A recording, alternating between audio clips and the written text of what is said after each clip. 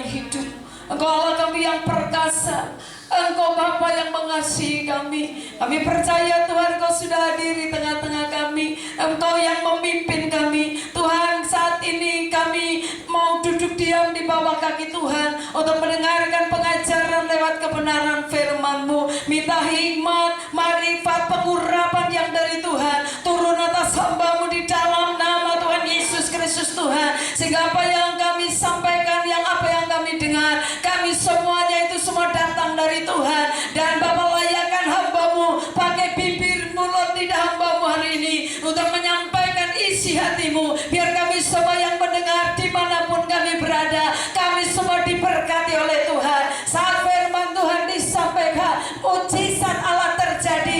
Yang sakit disembuhkan, yang lemah dikuatkan, yang terikat dibebaskan di dalam nama Yesus.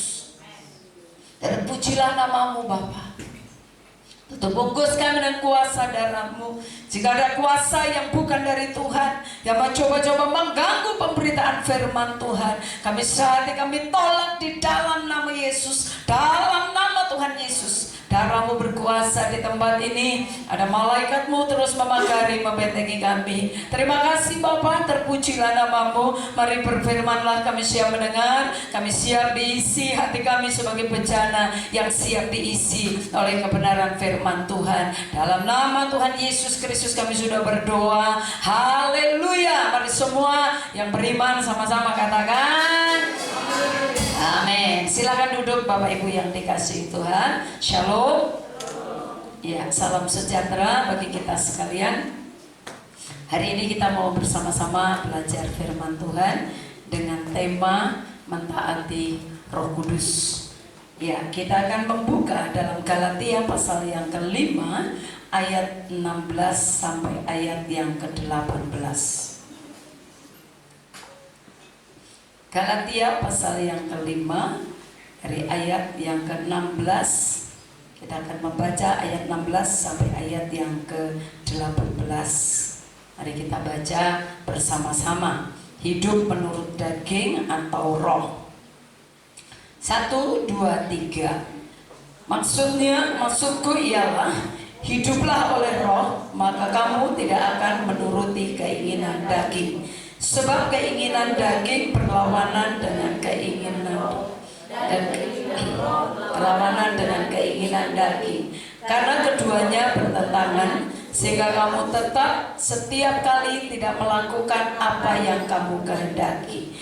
Akan tetapi jikalau kamu memberi dirimu dipimpin oleh roh, maka kamu tidak hidup di bawah hukum Taurat. Ya, puji Tuhan. Bapak Ibu yang dikasihi Tuhan, di dalam kitab Galatia ini dengan tema hidup menurut daging atau menurut roh.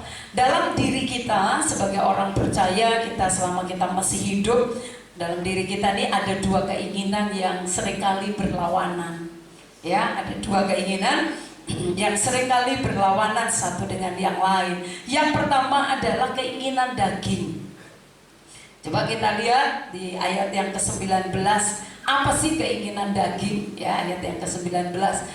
Firman Tuhan dikatakan di sini, perbuatan daging telah nyata, yaitu percabulan, kecemaran, hawa nafsu, penyembahan berhala, sihir, perseteruan, perselisihan, iri hati, amarah, kepentingan diri sendiri, percideraan, roh pemecah, kedengkian, kemabukan, pesta pora, dan sebagainya. Terhadap semuanya itu kuperingatkan kamu, seperti yang telah kubuat dahulu, bahwa barang siapa melakukan hal-hal yang demikian, ia tidak akan mendapat bagian dalam kerajaan Allah. Jadi begitu jelas apa sih keinginan daging itu, saudara, dalam ayat 19 sampai ayat dikatakan di ayat yang ke-20 sampai ayat yang ke-21 sudah jelas di situ apa itu keinginan daging. Nah, keinginan daging, saudara, itu bisa diakibatkan karena dosa. Jadi artinya karena memang kita sudah hidup dalam dosa, akhirnya keinginan-keinginan daging yang menonjol dalam kehidupan kita. Nah, yang menjadi perhatian kita di sini dikatakan bahwa orang yang melakukan, barang siapa melakukan hal-hal yang demikian, ia tidak akan mendapat bagian dalam kerajaan Allah. Nah, saudara, keinginan daging memang berlawanan dengan keinginan roh. Oleh sebab itu saat kita hidup di dalam Tuhan, kita semakin hari harus semakin menekan yang namanya keinginan daging. Untuk apa kita ikut mengikuti puasa Daniel? Untuk apa kita melakukan puasa? Tujuan kita puasa, saudara, untuk menekan keinginan daging kita, sehingga roh kita yang semakin menonjol. Amin. Jadi daging kita semakin ditekan, roh kita yang semakin menonjol. Kenapa? Karena dikatakan kalau engkau masih hidup, dikatakan perbuatan daging nyata dalam kehidupan kita, saudara, kita tidak mendapat bagian dalam kerajaan Allah. Kita tahu kerajaan Allah bukan soal makan dan minum, tapi kerajaan Allah berbicara tentang damai sejahtera, tentang sukacita, dan tentang kuasa. Itu adalah berbicara tentang kerajaan Allah. Kalau dalam kehidupan kita, daging kita yang masih kuat, daging kita yang masih nonjol, saudara, apa yang terjadi? Damai sejahtera yang dari Tuhan tadi bisa tidak ada dalam hidup kita. Sukacita yang tadinya kita hidup sukacita akhirnya bisa hilang. Bahkan berbicara tentang kuasa Tuhan, saudara tidak bisa berkarya dengan leluasa. Kenapa? Karena keinginan daging yang nyata atau lebih kuat dalam kehidupan kita. Bapak Ibu yang dikasihi Tuhan, kemudian keinginan roh, saudara, orang yang memiliki hidup di dalam roh, orang yang memiliki keinginan roh adalah dia selalu memiliki keinginan untuk selalu hidup intim dengan Tuhan. Jadi orang yang memiliki keinginan roh, saudara, adalah orang yang keinginannya untuk hidup lebih intim lagi dengan Tuhan. Setiap hari ada satu hasrat, ada satu kerinduan untuk dia terus mendekatkan diri kepada Tuhan. Orang yang hidup di dalam roh, orang yang mengingini atau memiliki keinginan secara roh, saudara, kita akan lihat bahwa kehidupannya akan menghasilkan buah-buah roh dalam hidupnya. Orang yang hidup di dalam roh akan menghasilkan buah-buah roh. Dan hari ini kita akan membaca apa saja sih itu buah roh. Kita akan coba membahas tentang buah roh ini. Kita lihat di ayat yang ke-22. Mari kita baca ayat yang ke-22 tentang buah-buah roh. Mari kita baca bersama-sama ayat 22, 23. Tetapi buah roh ialah kasih, sukacita, damai sejahtera, kesabaran, kemurahan, kebaikan, kesetiaan, kelemah lembutan, penguasaan diri. Tidak ada hukum yang menentang akan hal-hal itu. Tidak ada orang gak setuju kalau orang hidup, ya, dikatakan hidup di dalam kasih, dalam sukacita, ya kan, hidup di dalam damai sejahtera. Saudara, tidak ada orang yang melarang untuk kita hidup seperti itu. Nah, Bapak Ibu yang dikasihi Tuhan, kita akan lihat di sini buah-buah roh ini kita bisa bagi dalam 3 hal, dalam 3 tahap. Yang pertama kita perhatikan di situ bahwa buah roh yang pertama adalah ada 3 hal. Yang di situ adalah kasih, sukacita, dan damai sejahtera. Jadi inilah yang pertama, 3 karakter dari buah roh: kasih, sukacita, damai sejahtera. Mari kita sebutkan: kasih, sukacita, damai sejahtera. Saudara, saya percaya semua kita menginginkan akan hal ini. Kita mau hidup di dalam kasih, kita mau hidup terus di dalam sukacita, kita mau terus hidup di dalam damai sejahtera. Amin. Ada yang gak mau hidup seperti ini? Saya percaya kita semua menginginkan untuk kita bisa hidup dalam kasih, dalam sukacita, dan dalam damai sejahtera. Nah, Bapak Ibu yang dikasihi Tuhan, 3 karakter yang pertama ini, saudara, ini yang merupakan buah roh ini seringkali dijelaskan sebagai karakter yang berhubungan Jadi ketiga karakter dalam buah roh ini, yaitu berbicara tentang kasih, sukacita, dan damai sejahtera. Tiga-tiganya saudara ini berhubungan dengan Tuhan. Jadi Allah kita sebagai sumber kasih, Allah kita sebagai sumber sukacita, Allah kita sebagai sumber damai sejahtera. Amin. Firman Tuhan berkata, damai sejahtera yang melampaui segala akal, itu yang Tuhan berikan dalam kehidupan kita. Kasih yang melampaui segala akal yang Tuhan berikan dalam kehidupan kita. Sukacita yang melampaui segala akal yang Tuhan berikan dalam kehidupan kita. Kalau orang dunia mungkin bisa mengasihi, tapi bisa saja ada syaratnya. Kalau orang yang tidak di dalam Tuhan, bisa saja dia sukacita saat dia mendapatkan sesuatu. Kalau orang yang tidak di dalam Tuhan, saudara, bisa saja dia hidup damai karena memang dia sedang hubungan yang baik satu dengan yang lain. Tapi mari kita perhatikan, kalau di dalam Tuhan, saudara, yang dikatakan bahwa Allah adalah sumber kasih, Allah adalah sumber sukacita, dan Allah adalah sumber damai sejahtera. Artinya bahwa kalau kasih itu, saudara, kasih itu berkorban.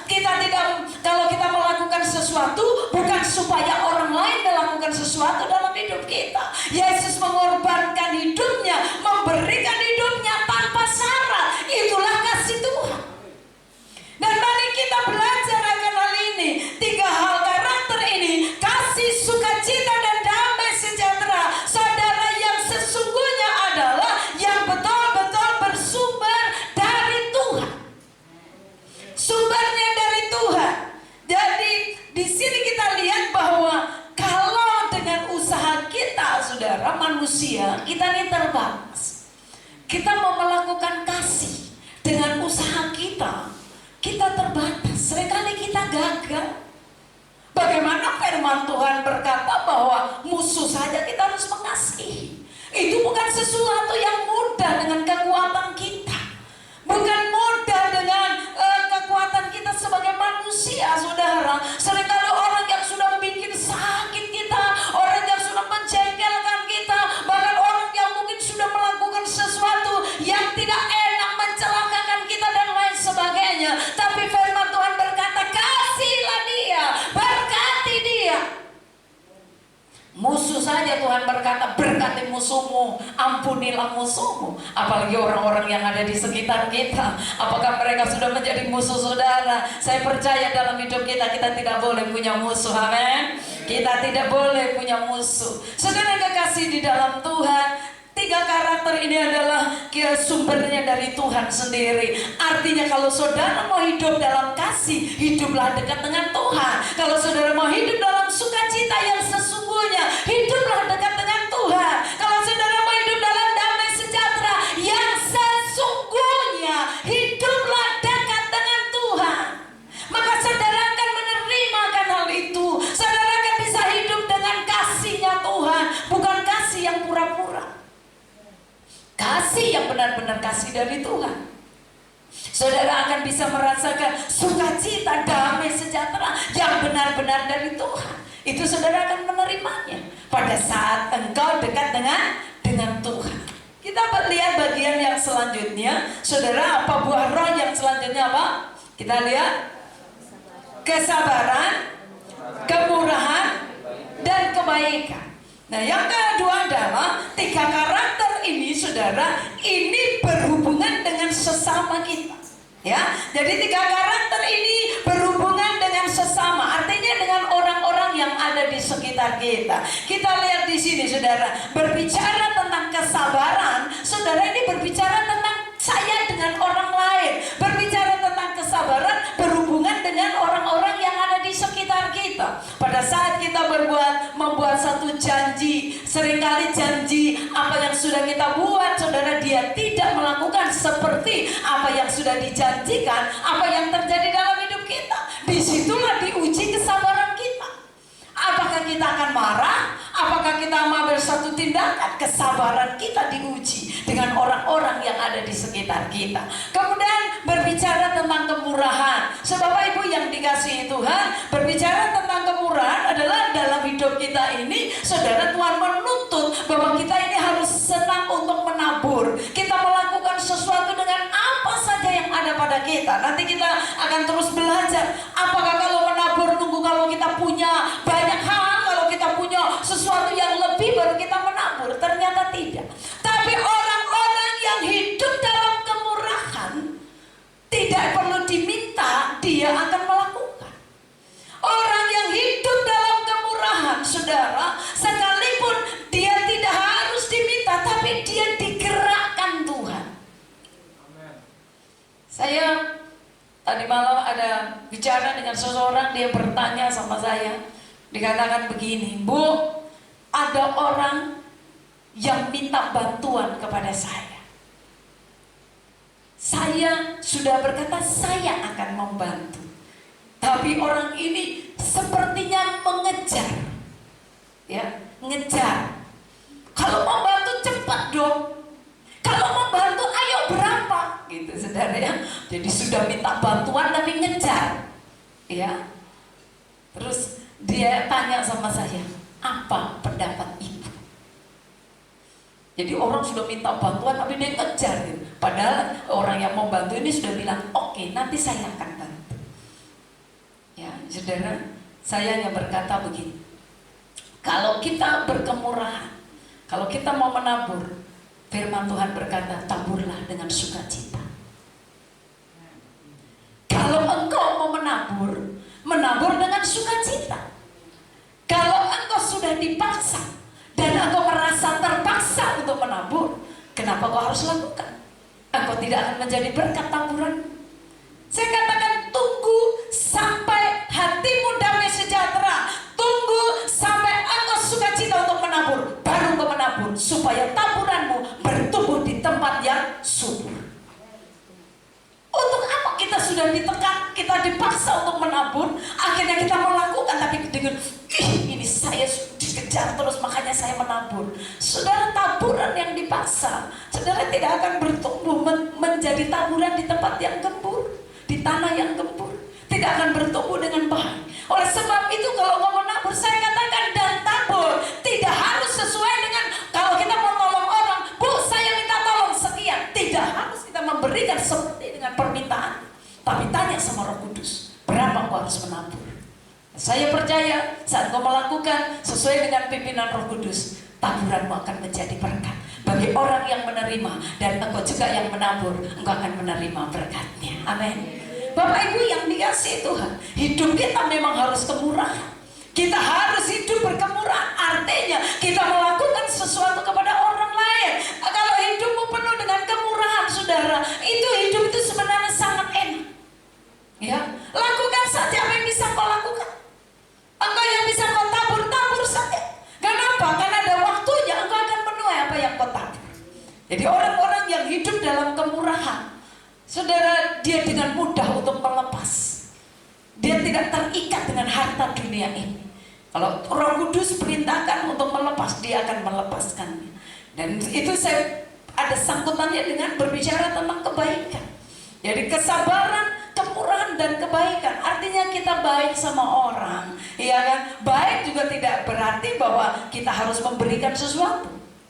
Ya, baik juga berarti bahwa hubungan yang selalu kita jaga, untuk kita tidak menyakiti satu dengan yang lain. Sekalipun kadang kita sudah disakiti, tapi tetap kita baik sama dia. Tabur saja kebaikan. Amin. Tabur saja kebaikan. Jadi saudara kasih dalam Tuhan, Yesus itu hidup dalam roh, sehingga dia selalu mengingin melakukan, atau dia apa yang keinginan rohnya yang menonjol, dia lakukan keinginan rohnya. Kita perlu teladan Yesus. Jadi Yesus melakukan yang memang diinginkannya, tapi karena dia hidup di dalam roh, saudara, apa yang ada dalam hatinya, saudara, dia terus melakukan buah-buah roh. Jadi Tuhan Yesus, dia dengan setia melakukan hal ini. Dia hidup dalam roh dan dia selalu mentaati keinginan rohnya. Mari kita belajar, kalau rohmu yang kuat, engkau akan taat untuk melakukan melakukan apa yang roh akan minta dalam hidup kita. Bagian yang ketiga, mari kita lihat buah roh bagian yang ketiga. Mari kita baca 2-3. Kesetiaan, kelemah lembutan, dan penguasaan diri. Jadi buah roh, 3 karakter yang selanjutnya saudara berbicara tentang kesetiaan, berbicara tentang kelemah lembutan, berbicara tentang penguasaan diri. 3 karakter ini berhubungan dengan pribadi kita sendiri, berhubungan dengan diri kita sendiri. Bagaimana cara bekerjanya dari ketiga buah roh ini? Bapak Ibu yang dikasihi Tuhan, Tuhan itu senang kalau orang tuh setia. Amin. Manusia saja senang kalau orang tuh setia. Suami istri dia akan hidup rukun kalau dua-duanya hidup dengan kesetiaan, tidak ada pengkhianatan. Dia akan senang. Jadi Bapak Ibu yang dikasihi Tuhan, Tuhan saja senang untuk mencari orang-orang yang setia. Alkitab berkata kalau engkau setia perkara yang kecil, Tuhan akan mempercayakan hal-hal yang besar. Jadi setia dulu hal-hal yang kecil, apa saja yang dipercayakan Tuhan dalam hidupmu, yang kecil engkau setia. Pada saat engkau setia dari yang kecil, Tuhan akan percayakan yang lebih besar dan yang lebih besar lagi. Satu contoh, jadi kalau berbicara tentang mengembalikan milik Tuhan, saudara, pada saat gajimu mungkin 1 juta, engkau bisa mengembalikan 100.000. Tapi apakah pada saat engkau minta Tuhan berkati aku, berkati aku, berkati aku, saudara dinaikkan berkat saudara, katakanlah yang tadinya 1 juta menjadi 5 juta, apakah engkau masih setia mengembalikan 500.000? Saat gajimu naik lagi menjadi 10 juta, apakah engkau lebih setia lagi mengembalikan 1 juta? Kalau engkau setia, Tuhan akan terus angkat engkau. Berkatmu akan terus meningkat, berkatmu akan terus naik di situ. Ini berbicara tentang kesetiaan. Setia dengan perkara yang kecil, Tuhan akan percayakan perkara-perkara yang besar. Saudara setia dengan apa yang Tuhan percayakan dalam pelayananmu, dalam keluargamu. Engkau setia dengan apa yang Tuhan percayakan, Tuhan akan percayakan lagi hal yang lebih besar lagi, yang lebih besar lagi, dan yang lebih besar lagi dalam hidup kita. Karena Tuhan tuh senang mempercayakan sesuatu kepada orang-orang yang memang bisa dipercaya. Manusia saja saudara, kalau dia akan percaya, kalau orang itu bisa dipercaya. Saat engkau dipercaya satu, saudara, engkau bisa mempertanggungjawabkan, akan dikasih lagi 2, akan dikasih lagi 3. Tapi kalau 1 atau 2 saja kita sudah tidak bisa bertanggung jawab, bagaimana kita mau dipercayakan hal yang lebih besar lagi? Bapak Ibu yang dikasihi Tuhan, kesetiaan. Jadi Tuhan mencari orang-orang yang setia, setia mengiring Tuhan, setia melayani Tuhan, setia berdoa, setia baca firman, setia dengan pasanganmu, setia dengan pimpinanmu, setia dimanapun kau berada. Belajar memiliki karakter yang setia. Setia itu diri kita, saudara. Kita gak bisa orang lain kita tuntut, oh kamu harus setia. Setia ini berbicara diri kita. Dalam ini loh, hati kita mau, Tuhan aku mau setia, bukan hanya dari perkataan. Pada saat engkau benar-benar setia, engkau akan tunjukkan itu dalam sikapmu hari-hari. Amin. Kemudian dikatakan selain kesetiaan apa? Kelemah lembutan. Saudara, berbicara tentang lemah lembut itu bukan lemah gemulah, bukan halo, bukan begitu. Ya, nanti bapak-bapak kalau begitu istrinya bingung, kenapa suamiku berubah begini. Jadi berbicara lemah lembut itu bukan berarti tidak pernah marah. Tuhan Yesus lemah lembut kan? Tuhan Yesus lemah lembut, tapi Tuhan Yesus pernah marah. Saudara, Tuhan Yesus pernah marah. Kenapa? Pada saat dikatakan di mana ada rumah Allah, di bait Allah, di depannya ada orang jualan. Ya, ada jualan kambing, domba, burung gitu di depan rumah Tuhan. Apa yang Tuhan Yesus lakukan? Dikatakan dicungkir balik, bongkar sama Tuhan. Dan di situ kita lihat bahwa Tuhan pernah marah. Tuhan berkata gini, kenapa rumahku dipakai menjadi sarang penyamuk?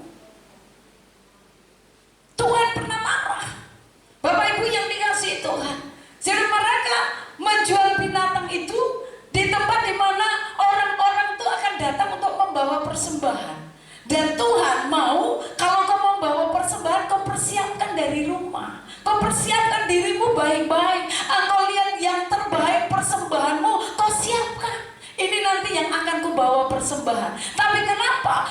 Saudara, karena di depan bait Allah ada begitu banyak orang yang jualan binatang, sehingga orang kalau mau mempersembahkan sesuatu sudah nggak persiapan dari rumah. Dia datang aja. Kenapa? Nanti beli di sana, karena di sana ada yang jualan.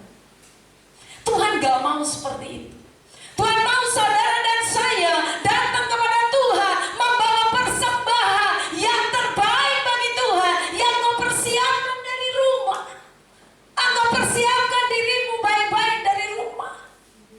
Hidupmu kau persiapkan. Kalau mau datang sama Tuhan, benar-benar persiapkan diri dengan baik. Ini aku Tuhan, hari ini aku mau pergi melayani Tuhan, aku mau pergi menyembah Tuhan, aku mau ketemu dengan Tuhan. Jadi dari rumah kau udah persiapkan dirimu. Bukan nanti aja deh kalau udah di gereja baru persiapan, bukan seperti itu. Tapi Tuhan mau kita persiapkan diri kita dari rumah. Bapak Ibu yang dikasihi Tuhan, lemah lembut bukan berarti tidak marah. Tapi berbicara tentang lemah lembut adalah yang memang dia bisa menempatkan diri. Di saat dia harus marah, memang harus marah. Tapi marahnya bukan marah kebencian, marah untuk mendidik. Orang tua kalau engkau tidak pernah marahin anakmu, engkau salah. Karena Alkitab berkata, didiklah dia dengan rotan kalau perlu. Artinya kita perlu mendidik anak kita dengan keras. Yang penting sesuai dengan firman Tuhan. Jangan sampai anak-anak kita, jangan, gak boleh dimarahin. Gak begitu. Saudara harus didik supaya anak saudara berjalan sesuai dengan firman Tuhan. Nah Bapak Ibu yang dikasihi Tuhan, kemudian yang selanjutnya, selain kesetiaan, kelemah lembutan adalah penguasaan diri. Bagaimana sih orang-orang yang bisa menguasai diri? Bagaimana orang-orang supaya kita ini bisa menguasai diri? Dalam hal apa sih kita menguasai diri? Bapak Ibu yang dikasihi Tuhan, orang yang bisa menguasai diri adalah orang yang bisa mengekang lidahnya. Dia tidak berbicara asal sembarang bicara. Dia tidak asal mengeluarkan kata-kata, sehingga kata-kata kita, karena kita tidak bisa mengekang diri kita, seringkali pada saat kita kata-katakanlah kata-kata kita cuma spontan, seringkali bisa menyakiti orang lain. Karena kita tidak bisa mengekang diri. Kemudian kita harus menahan keinginan kita, keinginan daging tadi ya, keinginan yang seringkali bukan sesuatu hal yang penting.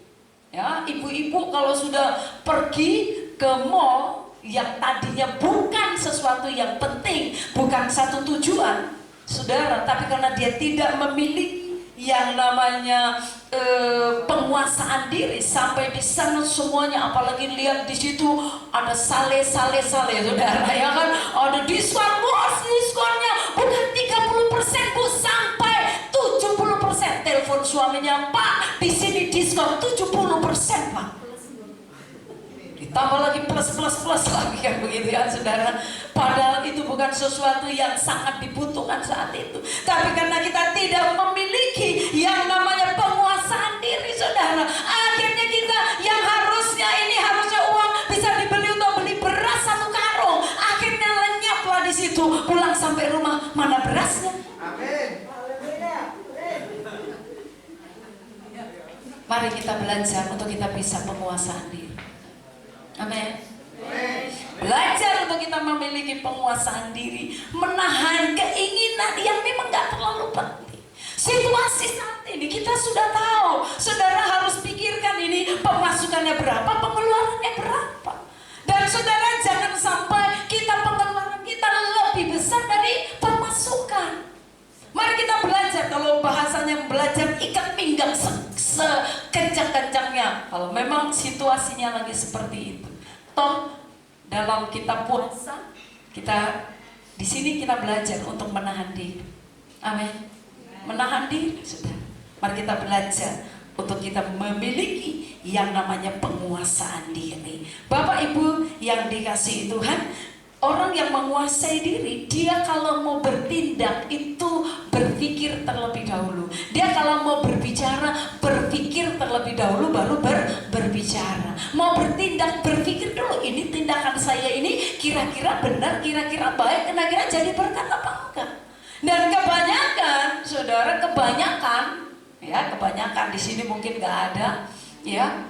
Kebanyakan orang gini sudah bicara, gitu baru bilang, baru berpikir, tadi saya ngomong, tapi enggak kok, cuma di mulut aja, hatiku enggak.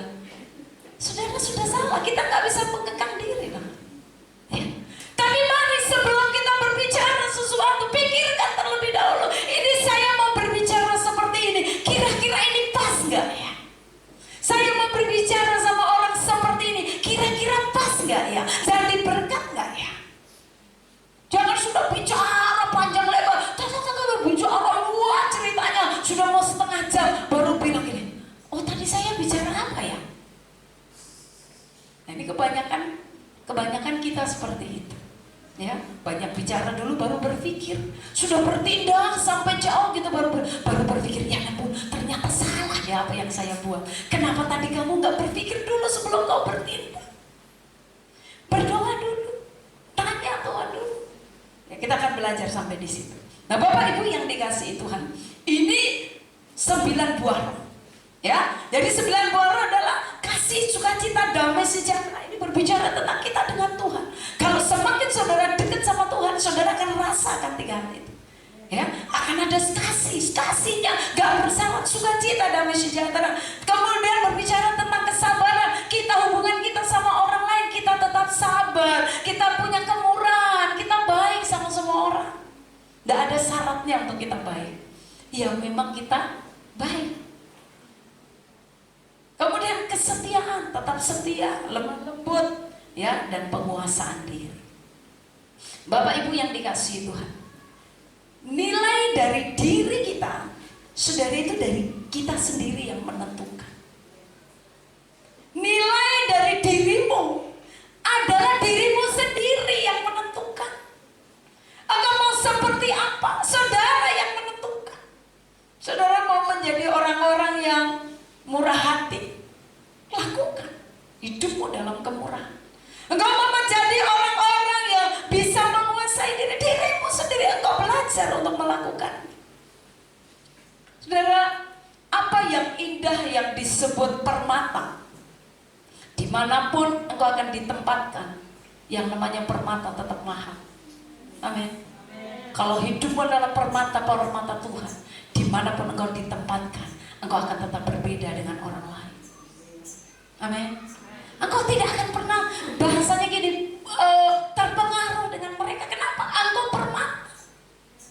Permata, sekalipun permata itu ditaruh di tempat kotoran, terus permata itu saudara ambil, apakah turun harganya? Tidak. Dia tetap permata. Dimanapun engkau ditempatkan Tuhan, saudara, engkau adalah, biar kau menjadi permata-permatanya Tuhan. Artinya engkau berbeda dengan orang lain, engkau tetap berharga. Tapi yang namanya kotoran, saudara mau jalan di atas karpet, tapi di situ yang namanya kotoran, mau di karpet pun tetap aja kotoran. Dan yang namanya kotoran, orang akan menghindar dari kotoran. Saudara mau pilih kok seperti kotoran atau permata? Jadilah kau seperti permata. Sehingga di tempat dimanapun kau berada, sekalipun lingkunganmu mungkin kotor, tapi kalau engkau tetap menjadi permata, engkau tetap berharga. Engkau pasti ada sesuatu yang berbeda. Bapak Ibu yang dikasihi Tuhan, karakter dan kelakuan yang baik, pasti Tuhan, saudara, akan juga memberikan yang terbaik dalam hidupmu. Halo anak-anak muda, kalau engkau adalah orang-orang yang baik, engkau pasti akan diberikan jodoh yang terbaik. Kecuali engkau salah memilih. Kalau engkau orang yang baik, Tuhan akan kasih juga dong yang baik. Makanya jaga hidupmu supaya hidupmu tetap baik. Karakter dan kelakuan kita yang baik, saya percaya saudara bahwa Tuhan senang akan hal itu, dan Tuhan akan memberikan juga yang terbaik dalam kehidupan kita. Jangan menyalahkan lain atas kehidupan kita. Jadi kalau hidupmu udah permata, saudara nggak perlu engkau melihat menyalahkan orang lain, karena engkau memang permata. Saya begini nih karena si ini, saya begini nih gara-gara dia nih, gara-gara dia, gara-gara dia. Tidak perlu hidup ini, sudah. Yang perlu kau lakukan adalah engkau mengoreksi dirimu. Kalau sampai terjadi sesuatu dalam kehidupan kita, mari lihat dirimu, koreksi dirimu. Tidak usah lihat orang lain. Kalau orang lain, saudara, kenapa orang lain harus bisa mempengaruhi kita? Saya seringkali katakan bahwa jangan hidupmu terpengaruh cuma gara-gara kata-kata orang. Amin. Tapi biarlah hidupmu terpengaruh karena kata-kata Tuhan. Amin. Hidupmu harus terpengaruh karena kata-kata Tuhan. Nah, Bapak Ibu yang dikasihi Tuhan, kita akan lihat satu contoh. Saudara, di sini ada seorang yang begitu taat terhadap Tuhan. Kita lagi belajar kan ini tentang mentaati Roh Kudus, taat sama Tuhan. Coba kita lihat di dalam 1 Samuel pasal yang ke-30. Mari kita lihat 1 Samuel pasal yang ke-30. Saudara, kita lihat di sini ayat yang ke-7. Bapak Ibu yang dikasihi Tuhan, ini cerita bagaimana Daud itu, saudara, pada saat dia pergi berperang, dari saya lihat di sini dari ayat yang pertama. Dari ayat yang pertama dari 1 Samuel pasal yang ke-30 dikatakan begini, ketika Daud serta orang-orangnya sampai ke Ziklag pada hari yang ketiga, orang Amalek telah menyerbu tanah Negeb dan Ziklag. Ziklag telah dikalahkan oleh mereka dan dibakar habis. Nah, Bapak Ibu perhatikan di sini, pada saat dikatakan Daud serta orang-orangnya sampai ke Ziklag. Jadi ini situasi sedang dalam peperangan. Apa yang terjadi pada saat Daud dan pasukannya, dia sedang tinggalkan istri dan anak-anaknya, hartanya, saudara. Tiba-tiba dikatakan pada saat dia sampai di situ, orang Amalek telah nyerbu mereka. Dan apa yang mereka lakukan orang Amalek? Orang Amalek itu mengambil hartanya, karena dilihat di situ perempuan dan semua orang yang ada di sana, baik tua dan muda, telah ditawan oleh orang Amalek. Saudara bisa perhatikan betapa luar biasa persoalan yang dialami oleh Daud dan orang-orangnya. Ini bukan sedikit, ada sekitar 600 yang bersama dengan Daud. Saat Daud habis maju berperang, tiba-tiba dia sampai ke tempat di mana dia disebut, dikatakan tadi Ziklag. Dia lihat di situ istri dan anak-anaknya semua sudah ditawan, saudara. Ya, sudah ditawan semuanya. Dan apa yang dilakukan Daud? Saudara bisa membayangkan situasi itu kalau saudara lihat di ayat yang keempat, dikatakan lalu menangislah Daud dan rakyat yang bersama-sama dengan dia itu dengan nyaring sampai mereka tidak dapat lagi menangis. Mereka menangis dengan sekuat tenaga. Mereka menangis, menjerit sama Tuhan karena tekanan yang luar biasa. Kenapa? Mereka lagi pergi berperang, dia lihat istri anak-anaknya sudah nggak ada. Saudara bisa membayangkan persoalan yang begitu berat yang dialami oleh Daud karena istri dan anak-anaknya semua ditawan. Tapi apa yang dilakukan Daud? Mari kita lihat di ayat yang ke-6. Dan Daud sangat terjepit. Perhatikan di sini, Daud sangat terjepit. Kenapa Daud terjepit? Karena di satu sisi bukan saja anaknya orang-orang, bukan saja istrinya orang, istrinya Daud sendiri dan anak-anaknya dan hartanya semua ditawan. Semua rakyat yang bersama dengan dia otomatis akan menyalahkan Daud sebagai pemimpin. Ini gara-gara kamu, Daud. Maka istriku ditawan, ini gara-gara kamu, Daud. Daud dalam posisi yang sangat terjepit sebagai pemimpin. Dia nggak tahu dia harus bikin apa. Orang bukan hanya istrimu juga, anak-anakku juga. Dikatakan ayat yang ke-6, dan Daud sangat terjepit karena dia disalahkan. Di satu sisi istri anaknya juga lagi nggak ada. Dan Daud sangat terjepit karena rakyat mengatakan hendak melempari dia dengan batu. Bisa membayangkan di sini Betapa tertekannya Daud. Dia sudah istri, anaknya juga gak ada. Bukan hanya mereka, tapi dikatakan semua rakyat mau lempari dia dengan batu. Seluruh rakyat itu telah pedih hati masing-masing karena anaknya laki-laki dan perempuan. Tapi mari kita perhatikan di sini apa yang dilakukan Daud. Mari kita lihat dari kata tetapi 2:3. Tetapi Daud menguatkan kepercayaannya kepada Tuhan Allahnya. Perhatikan di sini apa yang dilakukan pada saat Daud menghadapi persoalan. Yang pertama adalah Daud menguatkan kepercayaannya. Dia membangkitkan imannya, dia membangkitkan rohnya supaya dia tidak lemah. Ini yang harus dilakukan gereja Tuhan. Saat engkau mengalami tekanan, persoalan kanan kiri menekan kita, apa yang harus dilakukan? Mari belajar seperti yang Daud lakukan. Daud menguatkan kepercayaannya kepada Tuhan Allahnya. Dia yang terus berseru kepada Tuhan. Dia minta kekuatan sama Tuhan.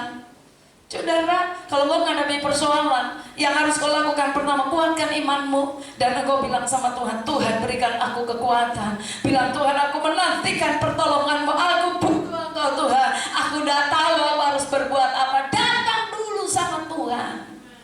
Amin. Datang sama Tuhan. Bapak Ibu yang dikasihi Tuhan, seringkali pada saat orang bingung, terjadi persoalan, masalah, dia panik. Tapi mari kita belajar. Engkau harus tetap tenang. Karena hanya orang yang tenang, dia akan bisa berdoa. Hanya orang yang tenang menangkan diri, dia akan bisa berdoa. Biasanya kalau orang sudah panik, saudara lihat banjir, kebakaran gitu, dia tambah nggak bisa ngapa-ngapain, ya. Tapi orang yang tenang bisa berdoa. Yesaya 35 ayat yang keempat dikatakan begini. Katakanlah kepada orang-orang yang tawar hati, kuatkanlah hati, janganlah takut. Lihatlah Allahmu akan datang dengan pembalasan dan dengan ganjaran Allah. Ia sendiri datang menyelamatkan kamu. Jadi Tuhan berjanji, hai engkau yang sedang tawar hati, hai engkau yang sedang kesusahan, hai engkau yang sedang tertekan, hai engkau yang sedang mengalami pergumulan yang berat, firman Tuhan berkata apa?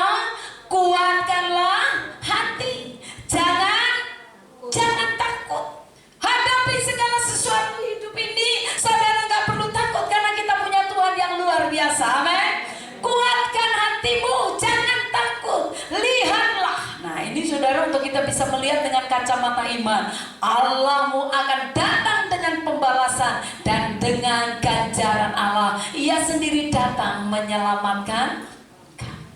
Saat kau datang, Tuhan akan memberikan pertolongan. Kemudian apa yang dilakukan Daud? Saudara perhatikan di apa yang dilakukan Daud di ayat yang ke-8. Kita kembali kepada 1 Samuel pasal yang ke-30. Ayat yang ke-8, apa yang dilakukan Daud? Kemudian bertanyalah Daud kepada Tuhan. Katanya, haruskah aku mengejar gerombolan itu? Akan dapatkah mereka kususul? Dan ia berfirman kepadanya. Bapak Ibu perhatikan di sini terlebih dahulu. Bagian yang kedua, apa yang dilakukan Daud, saudara? Kalau dia menghadapi tantangan, dia menghadapi persoalan, dia tertekan, apa yang dia lakukan? Dia bertanya dan minta petunjuk Tuhan. Boleh nggak minta petunjuk sama orang? Boleh. Tapi apakah orang yang akan memberikan petunjuk kepadamu adalah orang yang tepat? Apakah dia akan memberikan solusi yang sesuai dengan firman Tuhan? Itu persoalannya kalau kita datang sama manusia. Nah Bapak Ibu yang dikasihi Tuhan, di sini Daud bertanya sama Tuhan, haruskah aku mengejar? Saudara, kalau engkau bertanya sama Tuhan, Tuhan jawab nggak? Tuhan jawab. Dalam ayat ini dikatakan, ia berfirman kepadanya. Tuhan menjawab yang menjadi pertanyaan Daud. Ini yang luar biasa. Makanya kalau punya masalah pergumulan, ayo tanya sama Tuhan. Amin. Tanya sama Tuhan. Dan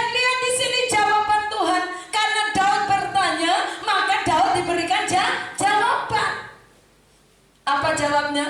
Firman Tuhan berkata, ia berfirman kepadanya, kejarlah, sebab sesungguhnya engkau akan dapat menyusul mereka dan melepaskan para tawanan. Ini Allah kita adalah Allah yang hebat, saudara.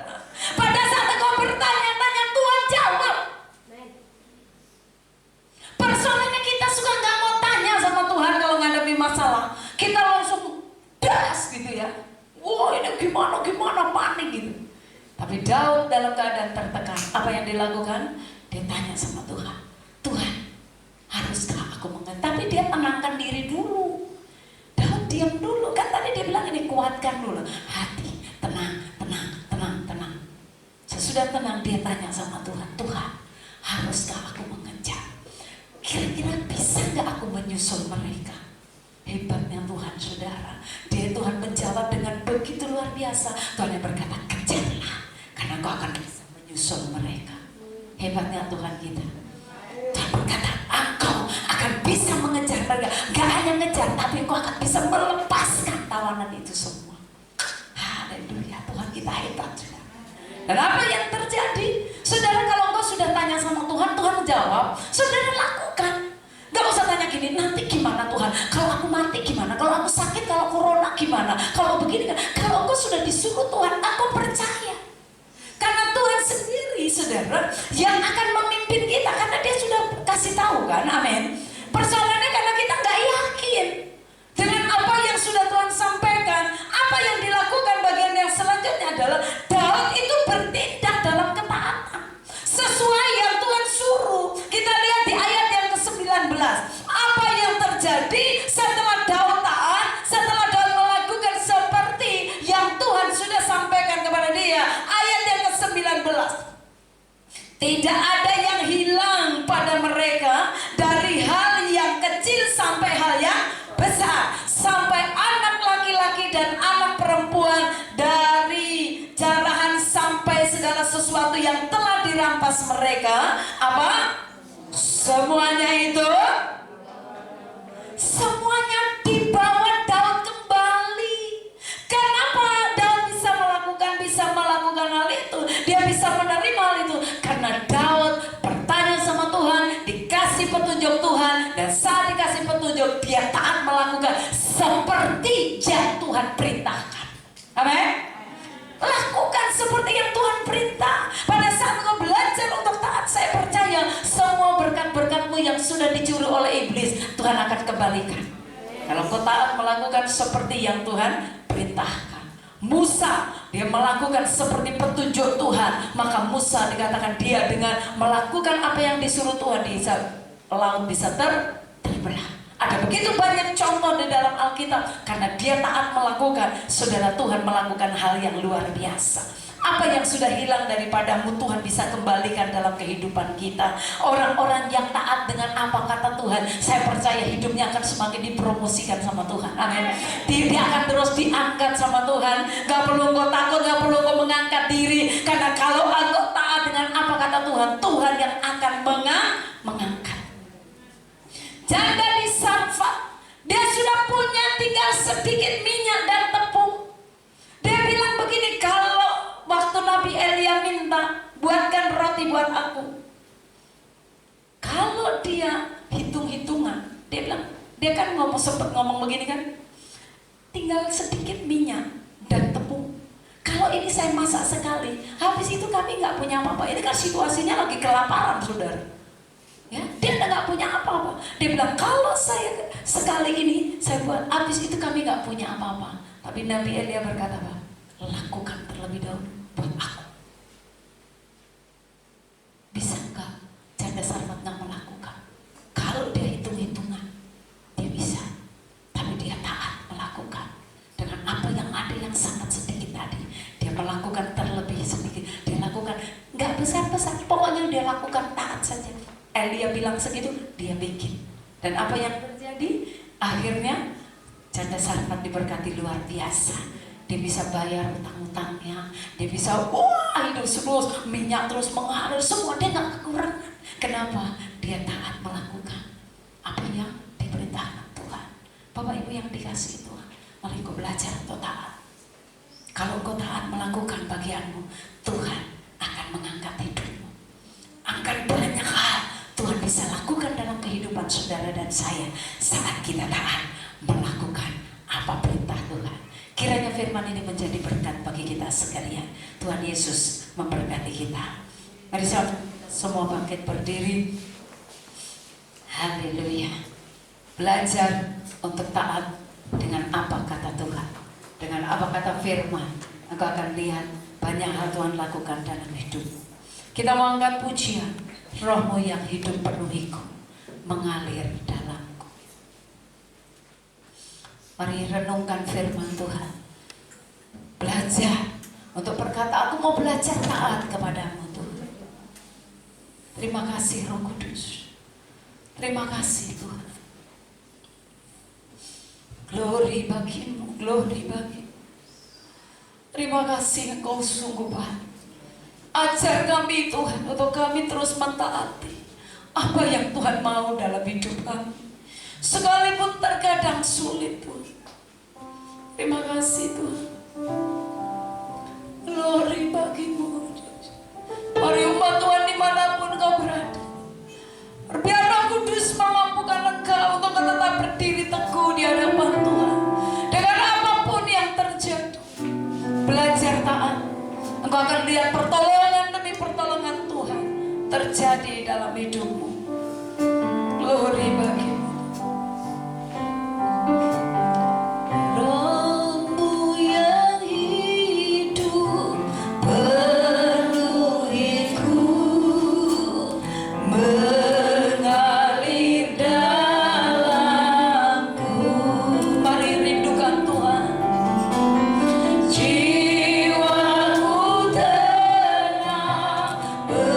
Bersamamu dan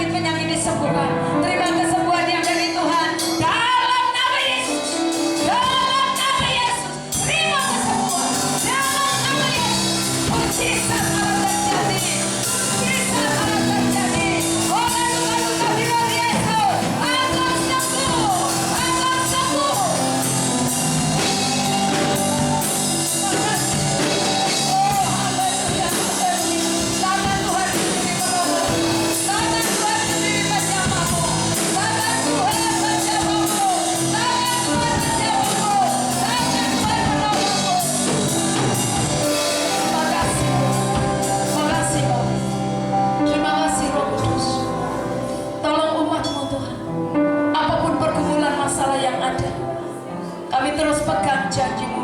Kami pasti akan keluar sebagai pemenang. Terima kasih. Terpujilah nama-Mu Bapa. Dalam nama